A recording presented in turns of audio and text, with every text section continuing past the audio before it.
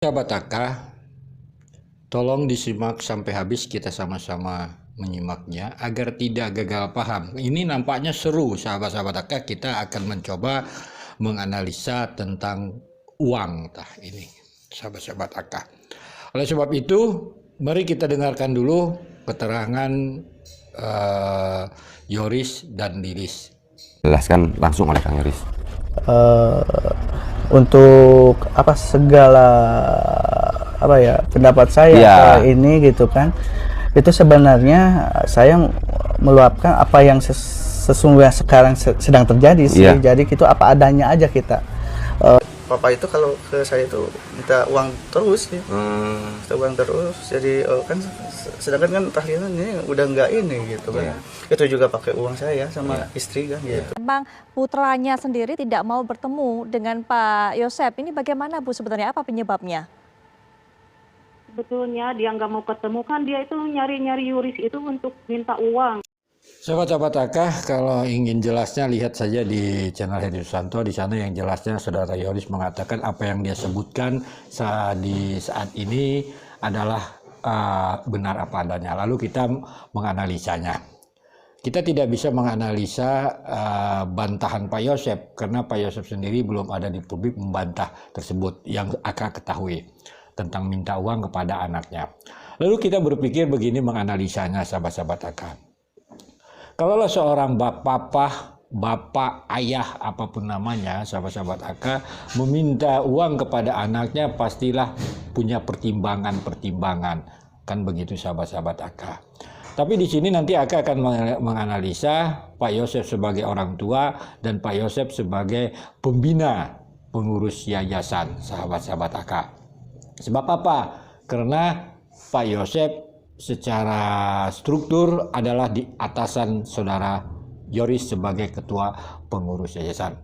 Tentang hubungan antara anak dan orang tua Pak Yosep misalnya meminta uang, tapi yang jelas kalaulah Pak Yosep meminta uang kepada anak Saudara Yoris mungkin ada pertimbangannya sebagai orang tua.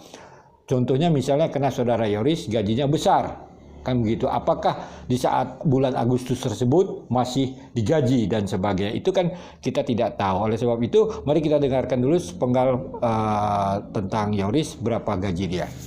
Saya gaji gitu kan per bulan 12 juta kalau AA gitu kan. Kalau mama sama mama 10 sama Amel.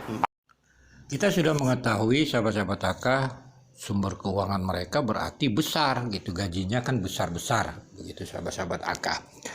Lalu kita mencoba gitu menganalisa sumber keuangannya dari mana. Kita mengambil referensi dari keterangan Saudara Dedi saja, mantan bendahara. Salah satunya berarti sumber keuangannya dari dana BOS, sahabat-sahabat AK.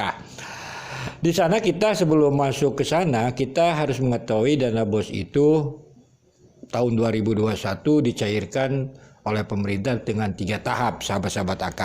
Yaitu tahap 1, tahap 2, dan tahap 3. Untuk menganalisanya, mari kita dengarkan dulu Saudara Dedi sudah mencairkan di tahap 3. Nanti baru kita menganalisa mundur ke tahap 2 dan tahap 1-nya. Mari kita dengarkan Saudara Dedi berapa jumlah besar dana BOS yang diterima. Berarti sebesar jumlah murid. Kan begitu, sahabat-sahabat, ada hitung-hitungannya sudah Aka bahas di video-video Aka sebelumnya. Pencairan tahap 3 tahun 2021 ada Bapak? Ada. Berarti pencairan tahap 3 itu di bulan Oktoberan, Bu. Oleh siapa Bapak? Oleh saya. Baik.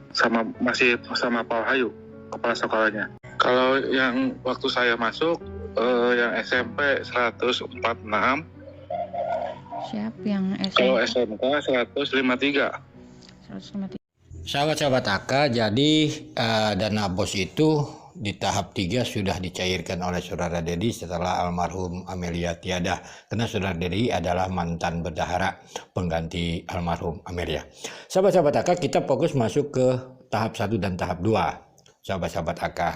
Tahap 1 rasanya kita terlalu jauh menganalisanya karena kita akan menganalisa keuangan, sahabat-sahabat Aka.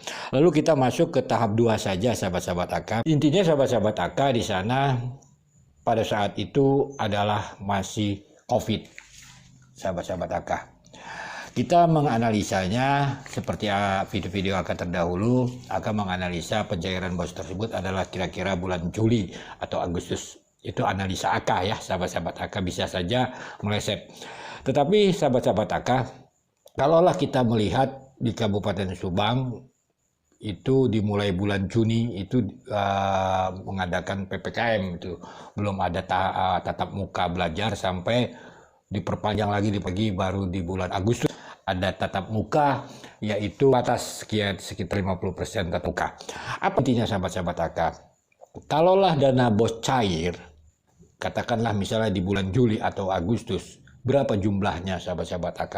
Yang pasti lebih besar dari tahap 3 karena jumlah muridnya lebih banyak.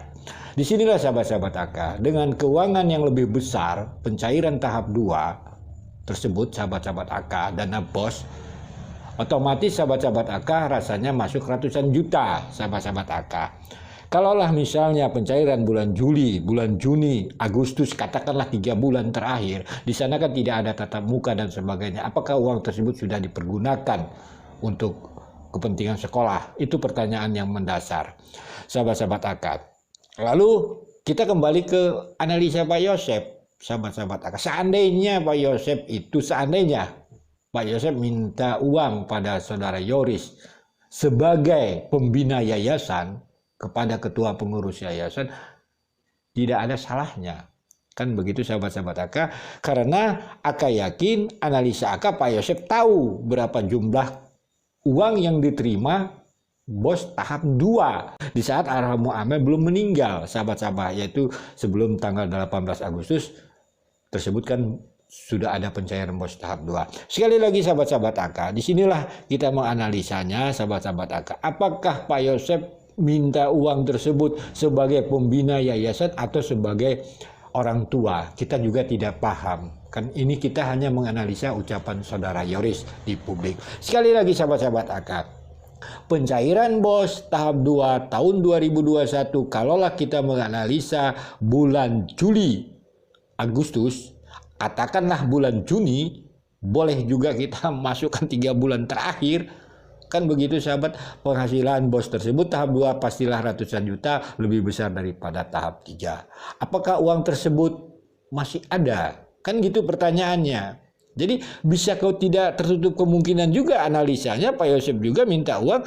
Mungkin Pak Yosep merasa ada uang sisa BOS atau bagaimana, kita tidak paham. Mungkin yang menyangkut daripada perusahaan yayasan tersebut meminta uang kepada saudara Yoris, karena saudara Yoris adalah ketua pengurus yayasan.